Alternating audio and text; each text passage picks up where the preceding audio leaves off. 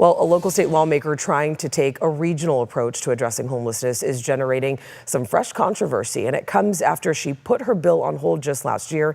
ABC 10's Becca Hoppecker joins us live in studio with the changes since then.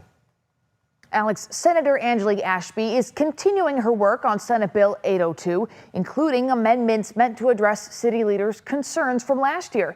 But some of those leaders say the amendments come with what they're calling a threat.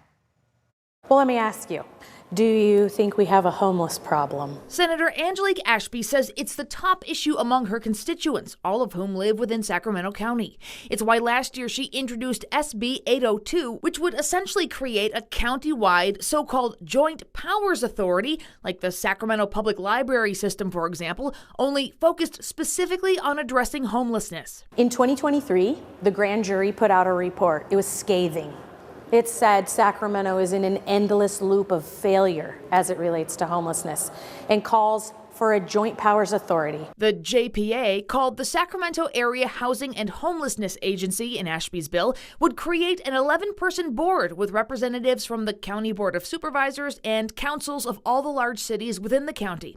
Last summer, cities pushed back, saying they weren't included in the initial discussion. They worried they would lose control of local housing and homelessness dollars, among other issues, so they opposed the bill. Ashby tabled it, bringing it back this year and meeting with city managers and mayors. I asked them what it would take to move them to neutral, and this is what they told me. You need to take the local control piece and renew it for us. So I did that for them. They wanted to take out the local funding.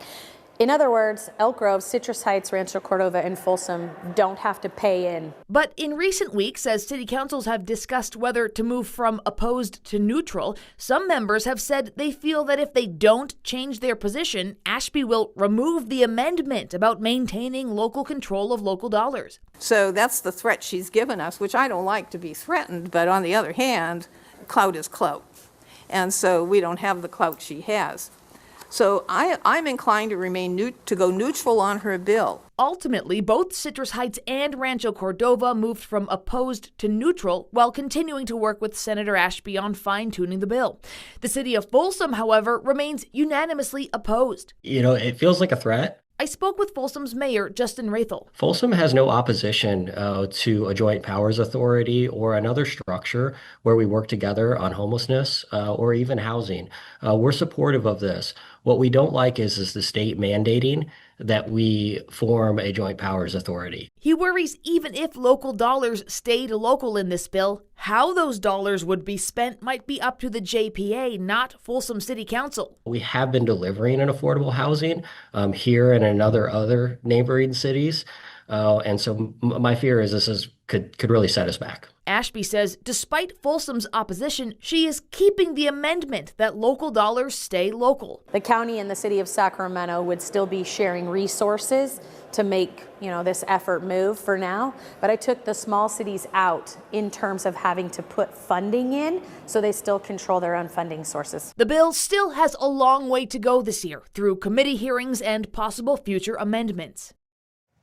As for other cities, a majority of Sacramento's council members voted in support of a joint powers authority, though Mayor Kevin McCarty told ABC 10 in a statement today he remains opposed to SB 802, calling the current version overreach and overly restrictive.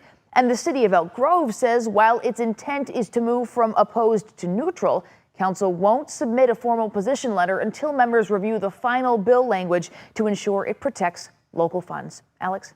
All right, Becca, thank you.